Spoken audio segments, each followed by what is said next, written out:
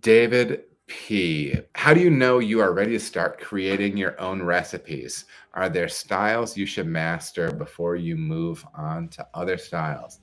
I think it's a super good question. I remember listening to the Brewing Network back in the day, and Justin, the host of the show, would always say, "Just make pale ale.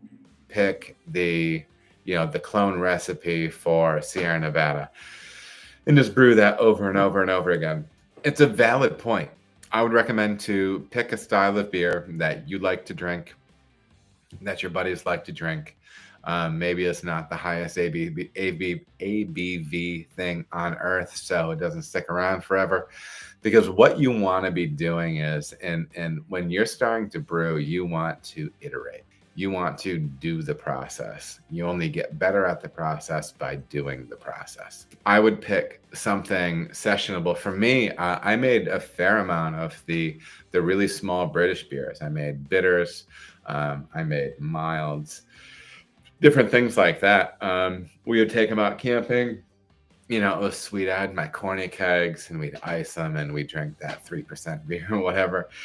And dude, it was cool. I mean, it was great. I mean, they're beers you can burn through, and still be semi-responsible when you're doing it, right?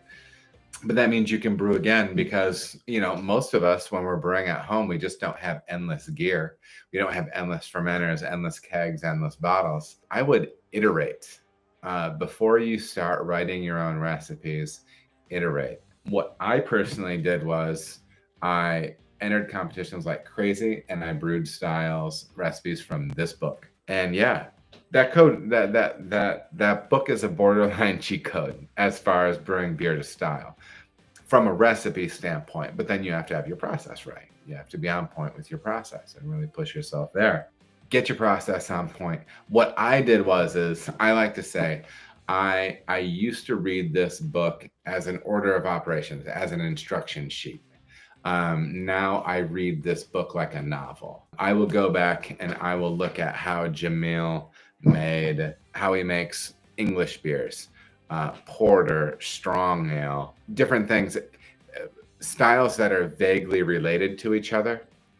And then I look at the ingredients and I start to see how he's using those ingredients to do different things, right? How he's achieving different ends using different equipment and different ingredients. I'm sorry. Yeah, so that's what I did, and so this is how I learned my raw materials. I learned my ingredients by brewing his recipes, and then seeing what they tasted like when I made them, and then you kind of build up that registry for yourself, and then you can execute later. Are there styles you should master before you move on to other styles? I think if you really want to be really serious about it, and you really want to push yourself to get better, get into making lighter beers sooner, and legitimate light beers. Push yourself to start making really amazing adjunct lager, something like that.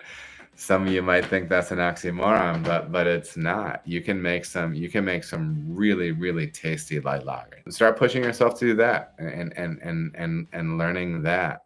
But just up front, just learn your processes. Learn how to get clean.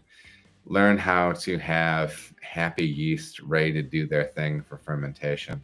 Figure all that stuff out. You know what I mean? And in the meantime, enjoy it, right? Just enjoy what you're doing with that, because that's what's going to keep you going with the hobby. All right, everybody, thank you so much for watching. If you feel as if you got any value out of the video, please like and subscribe. There are also other videos that you can watch. They're gonna maybe be over here or over here. Appreciate you watching.